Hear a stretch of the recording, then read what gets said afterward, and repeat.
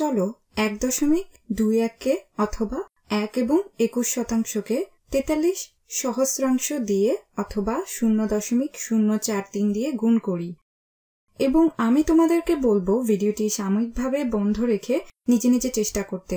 তো চলো একই রকম দুটি সমস্যা নিয়ে চিন্তা করি, কিন্তু এদের একটিতে আমরা কোনো দশমিক দিব না। চলো আমরা শুধুই 121 গুণ 43 নিয়েই চিন্তা করি, তারপর আমরা চিন্তা করব এই ফলাফল থেকে কিভাবে এই ফলাফল পাওয়া যায়। তো আমরা শুরু করতে পারি। তো আমরা বলবো 3 গুণ 1 হলো 3, 3 গুণ 2 হলো 6, 3 গুণ 1 হলো 3, 3 গুণ 121 হলো 363। এবং এখন আমরা দশকের স্থানে যাব। তো এখানে এটা হলো 40। তো আমরা যখন দশকের স্থানে আসব তখন এখানে 0 দিব। 40 গুণ 1 হলো 40, 40 গুণ 20 হলো 800, 40 গুণ 100 হলো 4000। আমরা আগেই জানি যে এটা কিভাবে করতে হয়। এখন আমরা এদের সবগুলোকে একত্রে যোগ করব।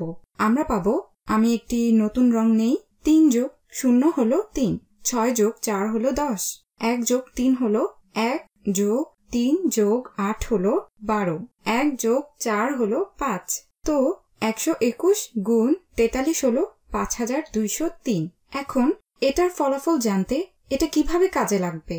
আচ্ছা, 1.21 থেকে 121-এ যেতে আমরা 100 দিয়ে গুণ করেছি। আমরা দশমিকটিকে ডান দিকে 2 ঘর সরিয়েছি এবং 0.043 থেকে 43-এ যেতে আমরা কি করেছি? আমরা দশমিকটিকে সরিয়েছি। আমরা গুণ করেছি 10, শত, হাজার। আমরা 1000 দিয়ে গুণ করেছি। তো এটা থেকে এটায় যেতে অথবা এটায় যেতে আমরা 100 দিয়ে গুণ করব এবং 1000 দিয়ে গুণ করব। তো এটাতে ফিরে যেতে আমাদের ভাগ করতে হবে। আমরা ভাগ করব 100 দিয়ে এবং তারপর ভাগ করব 1000 দিয়ে, যেটা 1 লক্ষ দিয়ে ভাগ করা সমান। চলো এটা করি।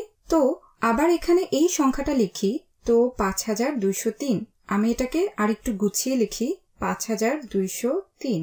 আমরা একটি দশমিক চিহ্ন এখানে চিন্তা করতে পারি। যদি আমরা 100 দিয়ে ভাগ করি, তো তোমরা 10 দিয়ে ভাগ করো, 100 দিয়ে ভাগ করো এবং তারপর আমরা আরেকটি 1000 দিয়ে ভাগ করব। তো ভাগ 10 ভাগ 100 ভাগ 1000। তো আমাদের দশমিক চিহ্নটি হবে এইখানে এবং আমাদের কাজ শেষ হয়ে গেল। 1.21 গুণ 0.043 হলো 0.05203।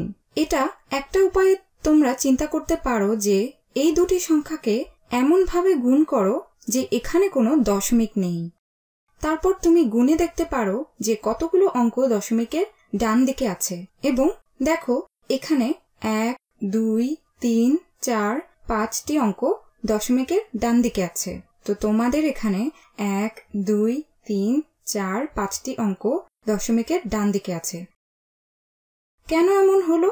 আচ্ছা, যখন তুমি দশমিকটি দিবে না, যখন তুমি শুধুই 121 গুণ 43 হিসেবে দেখাবে, তখন তুমি এদের গুণ করছো 1 লক্ষ দিয়ে, 100 এবং 1000 দিয়ে। এটা থেকে তুমি পাচ্ছ দশমিক ছাড়া একটি সমস্যা, যেটা থেকে দশমিক যুক্ত সমস্যাটি পেতে হলে তোমাকে আবার 1 লক্ষ দিয়ে ভাগ করতে হবে। 1 লক্ষ দিয়ে গুণ করা আর দশমিকটি ডান দিকে 5 ঘর সরানো একই কথা এবং তারপর 1 লক্ষ দিয়ে ভাগ করা আর দশমিকটি 5 ঘর বামে সরানো একই কথা। তো ভাগ 10 ভাগ 100 ভাগ 1000 ভাগ 10,000 ভাগ 1 লক্ষ। তো আমাদের শেষ এবং আমরা এটা পেলাম।